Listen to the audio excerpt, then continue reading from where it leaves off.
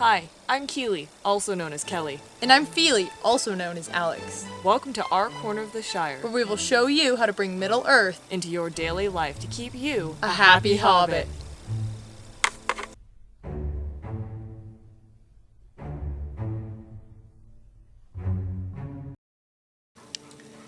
Welcome to this episode of Happy Hobbit. I'll bet you didn't know, but you can actually make wine out of a pumpkin. And that's what we're going to attempt to do in this episode. And I say attempt because, like many things, I've never actually done it before, so you'll be learning right along with me. To start with, you need a pumpkin. I forget the name of this species, but it's really dense and really sweet. So, here it is. This is actually Fili's pumpkin that she picked out as a decoration for Halloween, and it used to be green. It's cured and turned orange, and she doesn't quite know that I'm gonna sacrifice it now and turn it into wine, but hopefully she'll like the end product. So to complete the entire recipe, you will also need 5 cups of sugar and 1 inch of ginger root, 1 whole nutmeg. That's actually a nutmeg, guys. It's actually a nut. And a pound of raisins.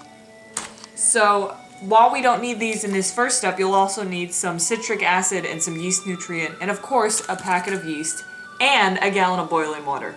But to start with, we're going to focus on chopping up our pumpkin and shredding it into pieces so that we can mix it in with the raisins. Alright, let's go see if Kili's able to chop up a pumpkin without cutting off her hand.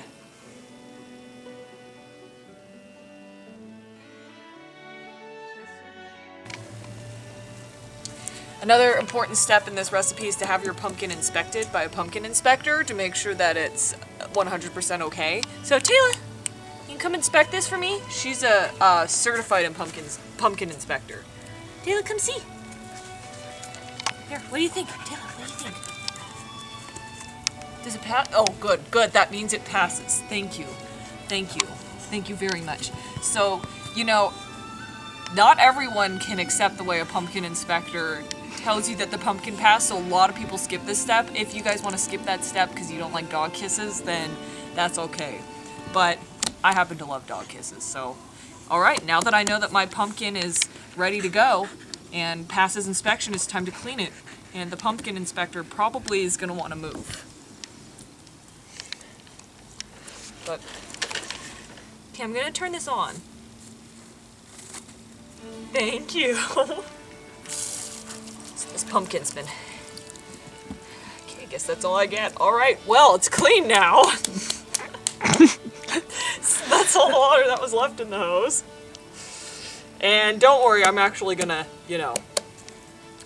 not only rinse off the actual pumpkin innards in a little bit here, but I'll use a Campden tablet, which will kill any outside yeast or bacteria or things like that I don't want in my wine.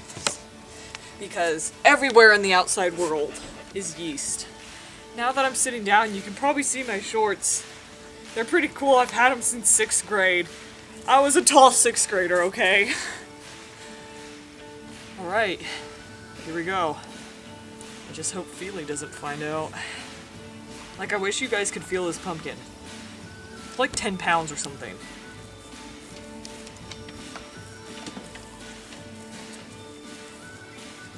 I've cut up one of these before, and it takes a lot.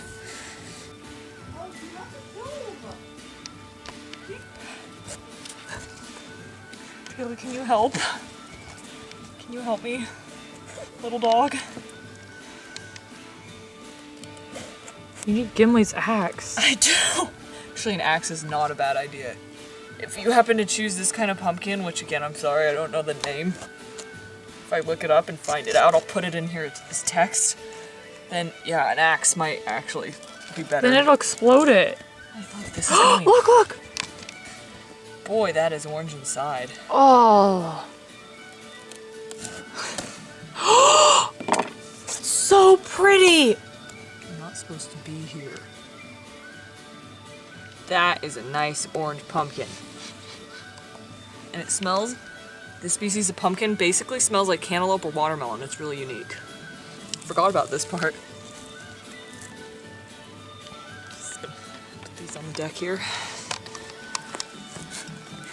It's deck's always a nice place to put really slippery things, because then, you know, one of your siblings might come by and step on it and go flying. So, now that I have the pumpkin cleaned out, I'm going to chop it into manageable pieces and start shredding it.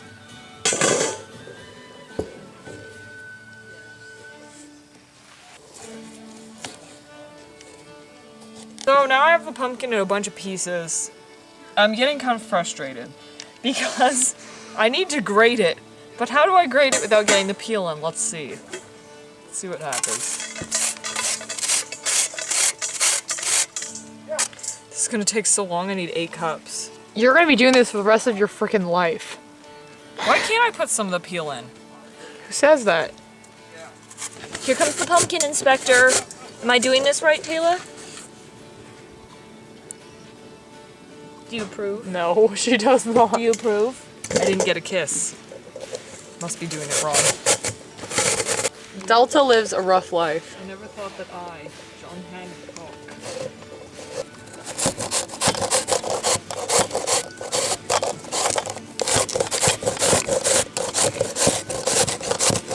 So, now that I spent hours of labor-intensive work, I've got a bunch of pumpkin.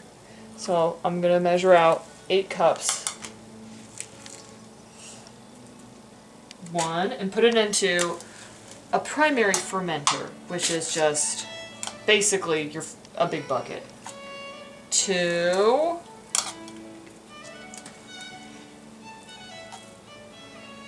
3,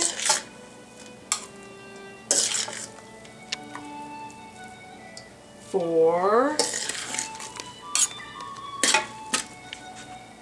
5,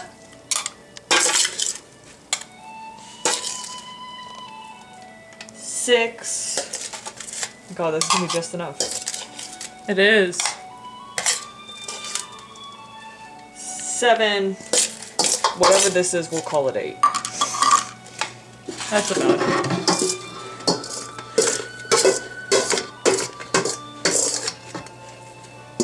Alright, so we have 8 cups of pumpkin in here, and what I'm gonna do is add the raisins and the spices, which is the ginger root, very pungent, the nutmeg, very pungent, and then the raisins. So another spice that you're supposed to add that I completely forgot about earlier is a 4-inch cinnamon stick, and I only have 2-inch ones, so I'm just going to put in 2. So you put in that, and you put in a pound of raisins.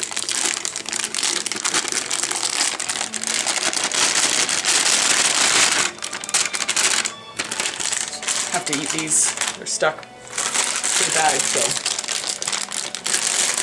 you know, that's part of your duty as the cook. Alright. So I'm just gonna add the boiling water. Very carefully. Pour it away from yourself so that the steam goes away. Steam can burn you. Oh, I forgot there's a spoon in there. Don't.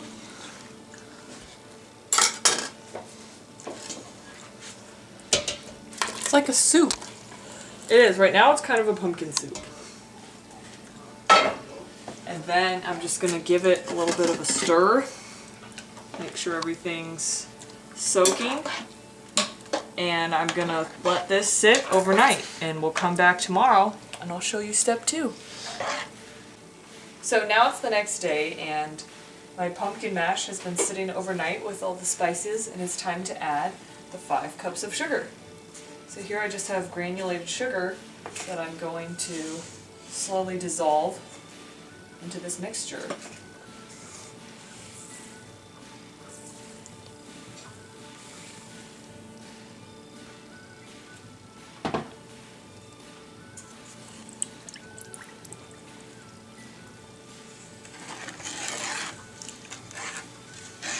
So we're only brewing 1 gallon of wine, but for this stage when you have all of the vegetable and spices mixed in, the volume is going to be bigger, so it is good to have, like, this is like a 2 or 3 gallon cooking pot.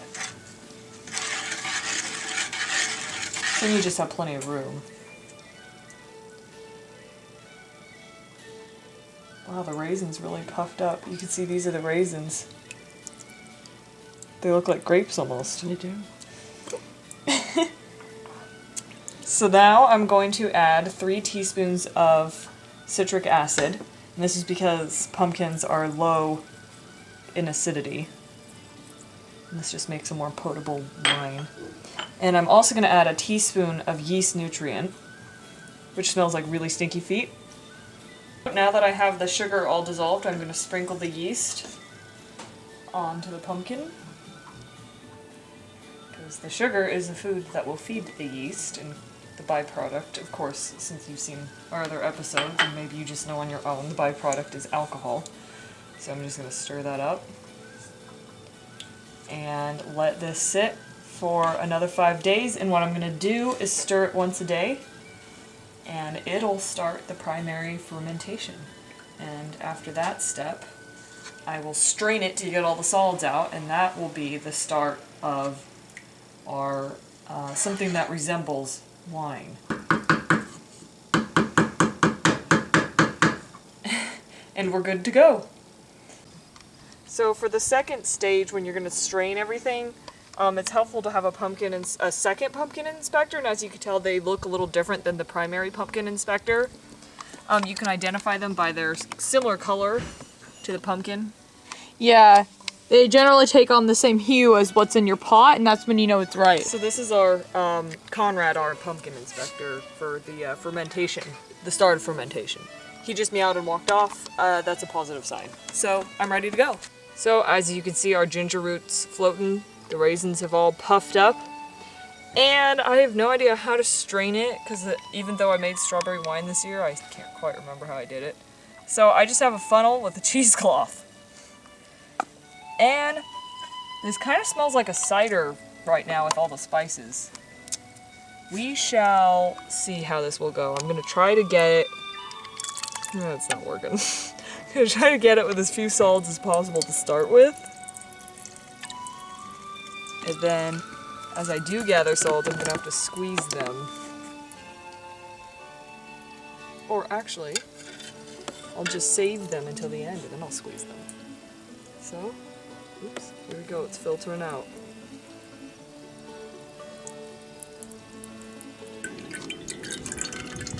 So we've discovered a quicker method, which is teamwork. I am holding the cheesecloth and Fili is ladling the pumpkin wine and the raisins and the pieces of pumpkin and all that into here, so I'm catching the solids and just the liquid's coming out. At least that's the idea. Alright, so now I have a whole cheesecloth full of pumpkin solids, and what I'm going to do is start trying to twist it to tighten it to get the juice out. And as you can see, like the pumpkin, like the strawberry wine, the pulp is kind of slicking the sides a little bit because it's squeezing out through the mesh, and that's okay because we'll separate that out when we rack it for the first time. This smells really good. It smells way better than it did a few days ago. It smells like the best wine you've made. It just smelled like rotten pumpkin a few days ago. And I love pumpkin. You better watch out, Kili. Well, you don't like wine. Well, if I spend enough time with alcohol in general, so... Not a very good dwarf. I don't really have to worry that much. You're supposed to let your pumpkin wine ferment for 3 weeks before you rack it for the first time. However, since I was in New Zealand for a month, that wasn't possible. But it's okay, it won't hurt the wine if you forget to rack it by the 3-week mark. But all you're doing is transferring it from one carboy to another one that's been cleaned, because you can see a layer down here of dead yeast and probably a little bit of pumpkin solids. The juice itself is nice and clear and yellow right now. And so I'm going to go ahead and do that.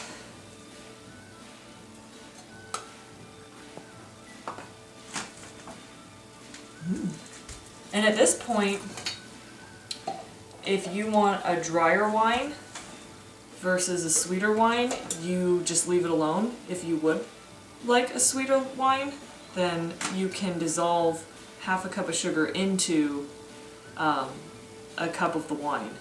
So this is almost overflowing. I can't clip it yet, so I'm just going to start it moving. And when you're transferring like this, the one thing you want to make sure you are aware of is not sucking up the yeast at the bottom. It's so yellow. Looks good though. And yet it's clear in the tube. It's only when it gets concentrated that it looks yellow. Mm-hmm. So you can see all that's left down there is dead yeast.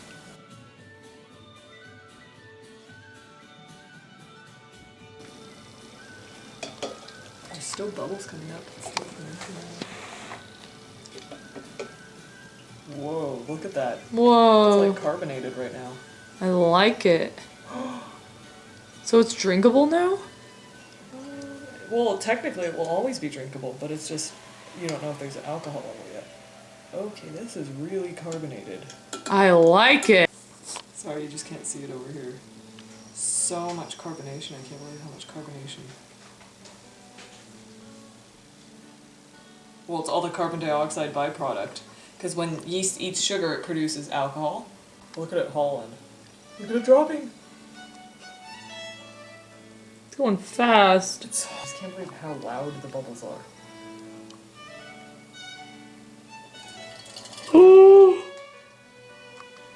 All done. Okay. So last week when I racked it again, I put 2 cinnamon sticks in just to give it a little bit more of a warm flavor. And now I'm actually going to bottle it, so we'll hope that a week was enough time for the cinnamon to seep in. And here we go. Not all that different than racking it, it's just going into a bottle.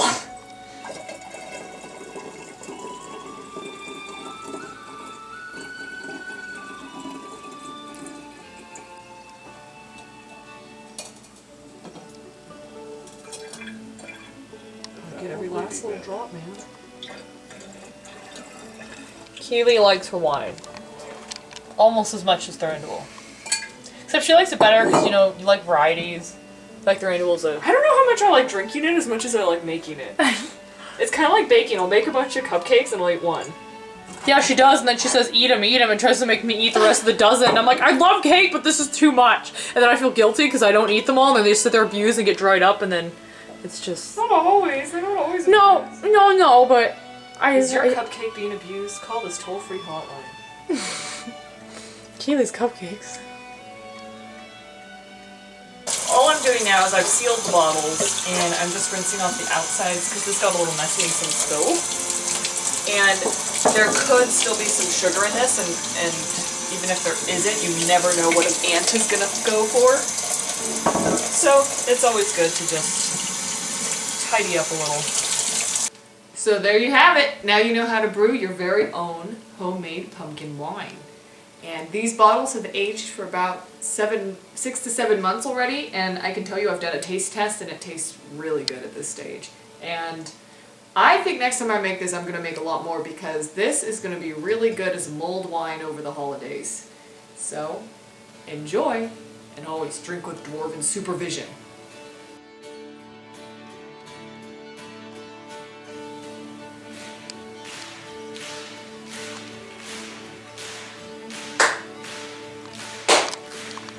Kili, he's back. Thank you. Thank you. Thank you, J.R.R. Thank you. See, this is why I've decided he's alright to keep around sometimes. Because he applauds me when I deserve it. I can't see the sign. No one's telling me to.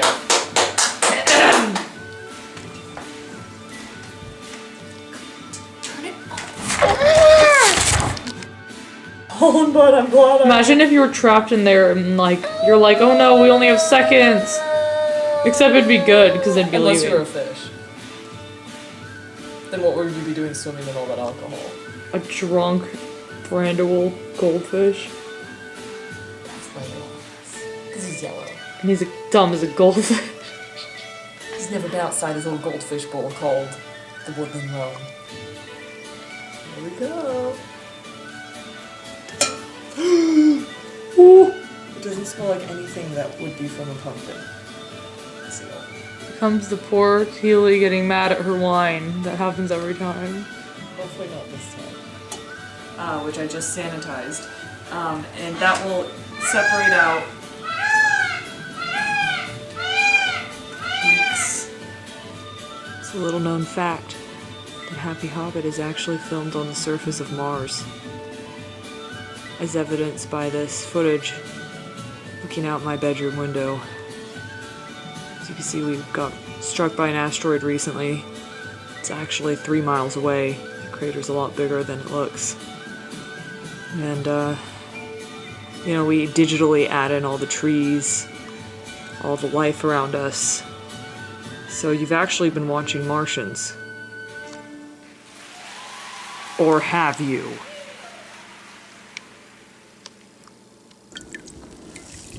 This looks really gross, this side. I know. Like Hagrid's butt cheeks. What if you didn't do the stuff in it to make it alcohol? Could you just drink this as like a pumpkin drink? If you wanted to and it tasted good. Taylor. Oh yeah.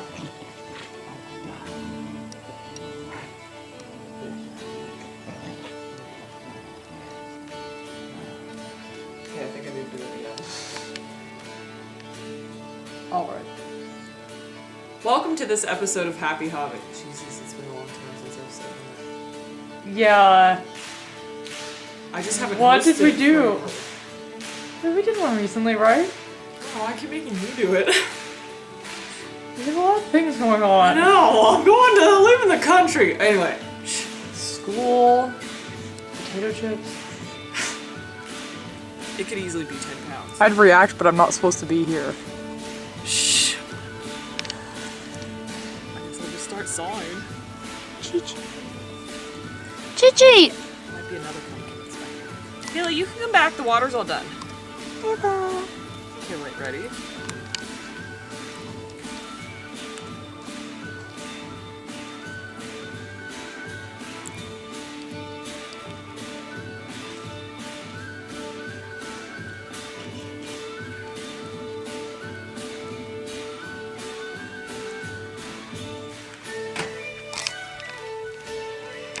Never drink just because other people are. Never ever drink just because other people are. Drinking just because other people are means that you're worse than a cow. It means that you're a sheep. The thing about sheep, and like people will think this is really mean, but they've clearly never owned one, is that sheep are some of the stupidest animals that you could ever encounter. Luckily for us, we got 2 lambs one year. One of them has been in someone's septic tank for decades now. Okay, not decades, for quite a while. But the other one showed some personality, showed some intelligence, and she's that giant cloud that you see in our intro. Her name is Sheepy. We should do an episode on her. It's like Wilbur from Charlotte's Web. She survived because she showed some spunk. Hey! Who's that homeless man? Get him out of here! Get him, Taylor! Get him! Get him, Taylor! Get him! Trash. There's a cat! The cat! The cat! The cat! Get him! She's donating it. Get him! Oh, she wants to play. Get it! Crazy, crazy, crazy. This is clearly her time off from being a pumpkin. Yeah.